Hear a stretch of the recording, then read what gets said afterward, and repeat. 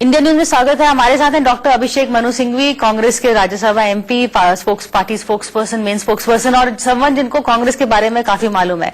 Doctor Singhvi नमस्कार। और ये कांग्रेस में जो आज अभी जो हो रहा है, आपके पास पार्टी चीफ नहीं है, नया चीफ बन नहीं रहा है, उसके बारे में कुछ बताइए। देखिए, मैं आडंबर से ग्रहित नहीं होना चाहता। मैं ये मानता हूं, स्वीकार करता हूं कि ये हमारे लिए तकलीफ वाले समय है, ये हमारे लिए एक चुनौती है और एक प्रकार से ये भी गलत अतिशयोक्ति नहीं होगी कि ये क्राइसिस तक कह सकते हैं शब्द को। हम एक ऐसे संकटमय समय से जा रहे हैं कि दिशा और गति दोनों चीज चाहिए हमें।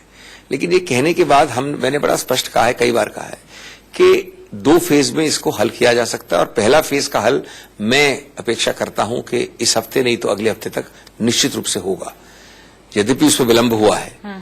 वो है पहला स्टेज कि हमको कोई न कोई एक आंतरिक रूप से व्यक्ति जो हमारा लीडर होगा, जो हमारी बागडोरी संभालेगा अब से लेके असेंबली के चुनाव तक, प्रादेशिक चुनाव तक, वो 3 महीने 4 महीने समझ लीजिए, ये अति आवश्यक है। मैं उसको आंतरिक शब्द इसलिए इस्तेमाल कर रहा हूं, पूरी तरह से अध्यक्ष हैं, आंतरिक उस हिसाब से नहीं है। लेकिन जब तक आप पूरा कांग्रेस का एक चुनाव नहीं करते हैं तब तक आप सही रूप से वो शक्ति और वो एक पुरजोर तरीके की मजबूती नहीं पाते हैं। और ऐसा चुनाव मैं नहीं चाहूंगा कि 4 महीने से पहले हो, क्योंकि हम अगर 1 महीना लगाएंगे कांग्रेस के चुनाव में और चिक में, और वहां चुनौती है असेंबली चुनाव की अक्टूबर नवंबर तक, तो मैं समझता हूं गलत होगा। हाँ, यही व्यक्ति उसके बाद, उन चुनावों के बाद एक अखिल भारतीय स्तर पे कांग्रेस का चुनाव कराएगा और आपको दिसंबर तक जो भी हो व्यक्ति वो सामने आ जाएगा। अब जो हुआ उसका मैं रिवाइंड बटन तो दबा नहीं सकता, लेकिन आगे का रोड मैप बड़ा स्पष्ट है मेरे माइंड में। ये मैं अपनी निजी मत रख रहा हूं, मैं प्रवक्ता की हैसियत से नहीं बोल रहा हूं, मैं किसी का पक्ष नहीं रख रहा हूं आपके सामने।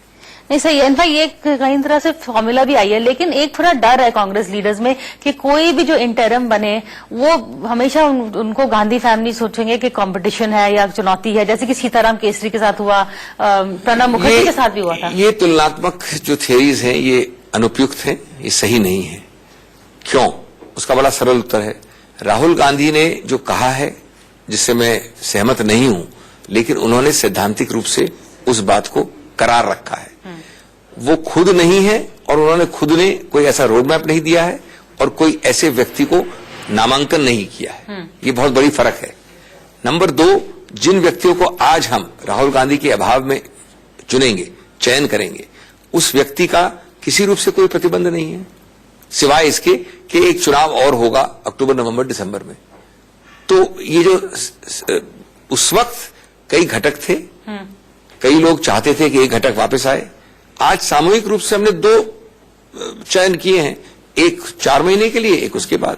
इसमें जो भी अच्छा व्यक्ति होगा, हाँ ये बात जरूर है कि हमको इस वक्त चूंकि चुनाव नहीं है और नामांकन करना है एक प्रकार से, तो हमको बहुत सोच समझ के सूझबूझ से करना पड़ेगा। एक ऐसा व्यक्ति जो थोड़ा डायनेमिज्म वाला हो, जो दूरदर्शिता हो और सबसे ज्यादा सबको साथ लेके चले, इसमें कोई 2 राय नहीं है। चौथा क्राइटेरिया रबर स्टैंप ना हो, क्योंकि नहीं तो फिर क्रेडिबिलिटी थोड़ी। आप क्यों मान रहे हैं कि रबर स्टैंप होगा? जब व्यक्ति, जिस आदमी अगर रबर स्टैंप चाहते तो कितने वक्तव्य दिए हैं राहुल गांधी ने, जिससे आपको मालूम पड़ा है कि हम तो चाहते थे कितनी चीजें, वो किसी रूप से हस्तक्षेप भी नहीं करते।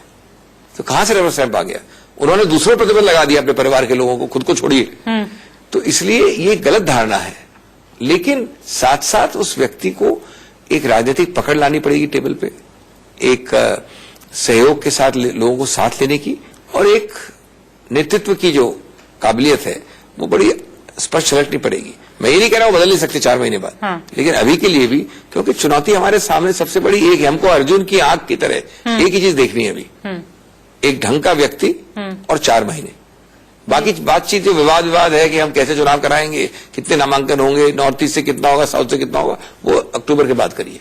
मतलब पहले जो इमीडिएट क्राइटेरिया है उसको आप करिए, क्योंकि आपके पास इतने बड़े बड़े प्रदेश हैं। महाराष्ट्र कोई छोटा प्रदेश है, हरियाणा महत्वपूर्ण प्रदेश है, तो वहां पर जो भी है हमको कमर कस के, आपका वर्कर अगर चाहता है आपको वोट दिलवाना और आपके पास नेतृत्व नहीं दिखता है, तो ये बड़ी एक दुर्भाग्यपूर्ण ट्रेजिक स्थिति होगी, जो मैं नहीं चाहूंगा कांग्रेस के लिए। अच्छा, हाल में 2-3 रेजिग्नेशन आए, काफी रेजिग्नेशन आए, पर मैं 2 पे फोकस करना चाहती हूँ, मिलिंद देओरा और सिंधिया।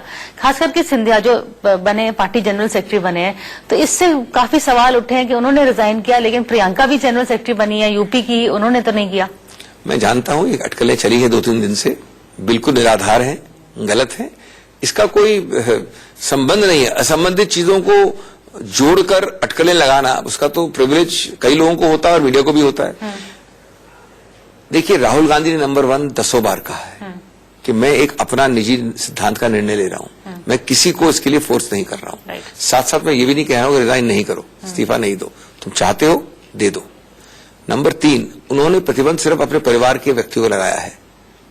नंबर 4, अलग अलग लोगों ने निचले डिस्ट्रिक्ट लेवल से लेके प्रादेशिक लेवल तक पिछले 1 महीने में अलग अलग समय पे किया है, और मिलिंद देवरा ने एक अलग कारण से किया है, उन्होंने तो कहा भी है राष्ट्रीय, और सिंधिया जी ने अलग धारणा पे किया है। मैं पूरी तरह से आदर करता हूं और सम्मान करता हूं सिंधिया जी के निर्णय का या देवरा जी के निर्णय का, लेकिन मैं नहीं समझता कि किसी रूप से वो संदेश भेज रहे। संदेश किसको भेज रहे? एक ऐसे व्यक्ति को जो खुद आकांक्षा नहीं रखती अध्यक्ष बनने की, खुद कोई भी वो किसी पदलोलुप्त तरीके से नहीं चल रही है कि मेरे को बहुत ज्यादा आसक्ति है किसी पद के लिए, प्रियंका गांधी, तो किसको कह रहे हैं? ये गलतफहमी है, और अलग अलग लोगों का अपना स्वतः निर्णय है। और वैसे भी मैं अंतिम बात कहूंगा इसमें, प्रिया जी, ये जब इस वक्त अगर नया अध्यक्ष आएगा, जो आंतरिक वाला जिसको कहते हैं आप, या जो अक्टूबर-नवंबर में आएगा, क्या आप समझती हैं कि कोई ऐसा व्यक्ति है कि जो चुनावित होकर आया या जो नामांकन होकर आया अभी, वो चाहेगा कि भाई इस पद से प्रिया, या जो नामांकन होकर आया अभी, वो चाहेगा कि भाई इस पद से प्रिया की जगह XYZ हो? तो कभी मना होगा इस्तीफा हटना? एक प्रकार से आज सभी पद खुले हैं, लेकिन पद से जाके इस्तीफा देना आपका निजी निर्णय है। करेक्ट। मैं तो मजाक की कि क्या आप चाहते कि 3 मुख्यमंत्री इस्तीफा दे दें, क्योंकि इस्तीफा का एक कोई दौर चल रहा है, मैं कर रहा हूं क्योंकि मैं दिखाना चाहता हूं आपको कि आप भी करिए।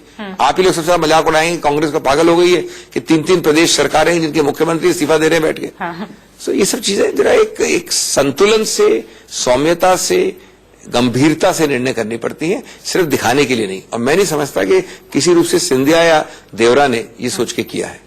चलिए, थैंक यू इंडिया न्यूज से बातचीत करने के लिए।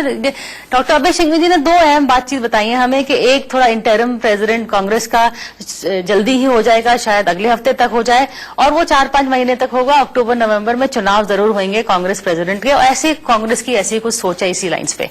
पर अभी तक के लिए शुक्रिया। Thank you for talking to us. Thank you, बहुत बहुत धन्यवाद।